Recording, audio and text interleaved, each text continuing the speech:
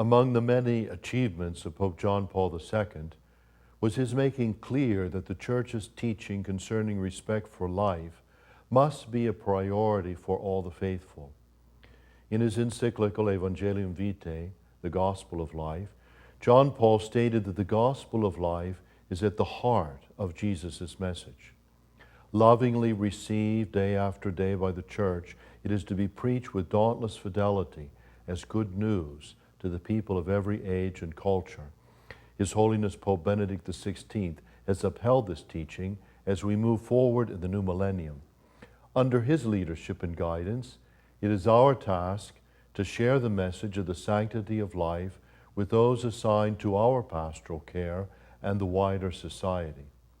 It is my hope that this DVD presentation will help explain the fullness of the Church's teaching on the value of life and the importance of love. I also hope that each of you watching this presentation will be personally enriched so that you can share the message of the gospel of life in your homes and communities. Life is a beautiful gift that we all cherish.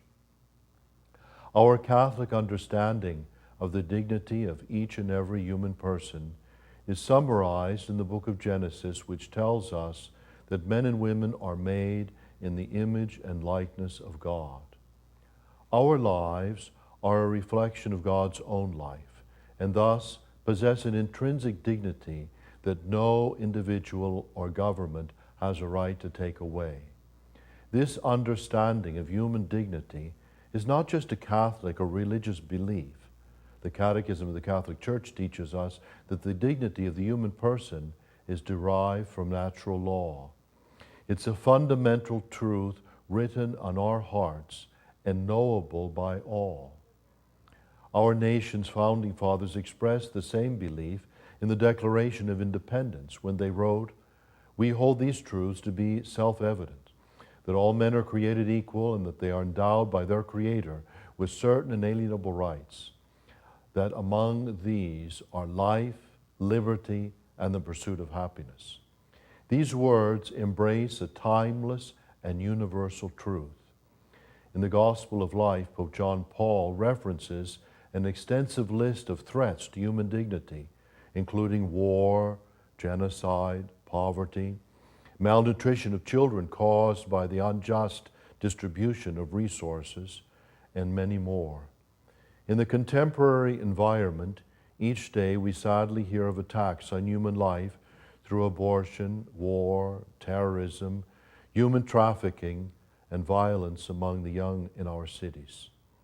In the midst of the chaos, it can be difficult to maintain a vision of the dignity of the human person.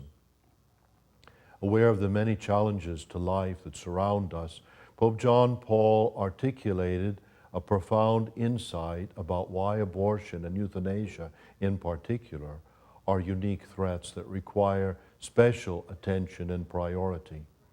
He noted that when life is taken through abortion or euthanasia, many of our contemporary culture do not regard it as a crime against human dignity. Instead, abortion and euthanasia are often held up as fundamental personal rights, a phenomenon that John Paul characterized as the eclipse of the value of life. In an eclipse, the moon blocks the light of the sun. Even though the light is there, we cannot see it clearly. When our culture lives in the darkness of the eclipse of the value of life, truth and freedom cannot be clearly seen and become distorted. Many people accept abortion and embryonic research and euthanasia as individual rights because they do not see clearly the value of each human life made in the image and likeness of God. Each year, 1 out of every 4 pregnancies in the United States is aborted. That means that every year, 1.2 million innocent children lose their lives, lose the chance to be born. The cumulative number during our lifetime is so great that it is now estimated that close to 1/3 of women of childbearing years have had an abortion. Many others, including men and medical personnel, are deeply affected by post-abortion pain and grief. A recent issue of the Columbia, the Knights of Columbus National Magazine, is dedicated a special report on the impact of abortion on men. I recommend that you take the time to read this very important and informative study. The Gospel of Life is a call to action by all who are committed to supporting the dignity of the human person. It recognizes that true freedom, happiness, and fulfillment are found in our understanding and following God's plan for humanity. Pope John Paul stated that to be actively pro-life is to contribute to the renewal of society through the promotion of the common good. And he reminded us that there can never be true peace in the world unless life is defended and promoted. We are called to be agents of hope and healing in our culture, and in particular, to offer care and compassion to those suffering from post-abortion pain and grief. Given the enormity of the challenges to human dignity in today's society, it can be daunting to consider the challenge of changing hearts, minds, and cultural attitudes with respect to the sanctity of life. As Catholics, we must accept the challenge and trust that we will find the needed strength and guidance in and through Jesus Christ. We know that the victory of life over death has already been won by His cross and resurrection. There is an eclipse over Calvary on Good Friday, and darkness covered the land. But the light of Christ was still present. The light was obscured but never extinguished. His Holiness Pope Benedict XVI's first encyclical letter to the Church and the world was entitled Deus Caritas Est, God is love. This must be our response to the culture of death, as we are made in the image and likeness of God. We are created in the image of the Trinity, Father, Son, and Holy Spirit, whose communion of love brings forth supernatural love. This self-giving love is not just an intellectual or theological notion. It is the source and promise of our human dignity. The gift of human life comes from God, who has also given us the gift of participating in the ongoing creation of our world. Our human bodies are capable of bringing new life into the world. There is a beautiful dignity and mystery to the gift of new life brought about through procreation when a man and woman fully join their lives in marriage. Sadly, in our society, this fundamental truth has also been obscured behind the eclipse of the value of life. The key to understanding and living out the gospel of life is in the recognition that life is a precious gift to be treasured and respected at each and every stage of human development. No matter how small, how infirm, how dependent, or how old.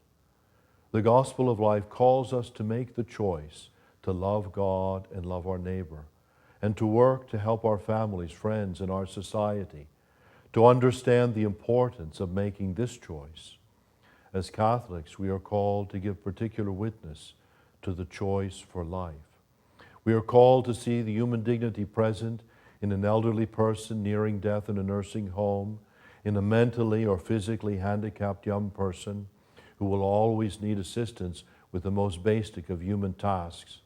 We are called to reach out with compassion to help the anxious mother who feels frightened and alone as she carries a tiny and vulnerable unborn child. In the difficult days of the early church, faced with seemingly insurmountable challenges, Christ's followers succeeded in spreading the gospel message across the world. Our challenge today is not as dangerous as what the early Christians faced, but we can become discouraged when we see how many people have not heard or have rejected the message to choose life. Prayer, the sacraments, and the willingness to persevere in extending ourselves in self-giving love are essential to the mission. We are called to offer the world a vision of true love and life. How we respond to that call will have a profound effect on our culture, our church, our families, and our souls. We must rise to the challenge and make the commitment to live the gospel of life with joy and thanksgiving, Jesus is counting on us to be his witnesses in the world. Be assured of my prayers and gratitude for all that you do each day to help people draw closer to the love of God in and through his church.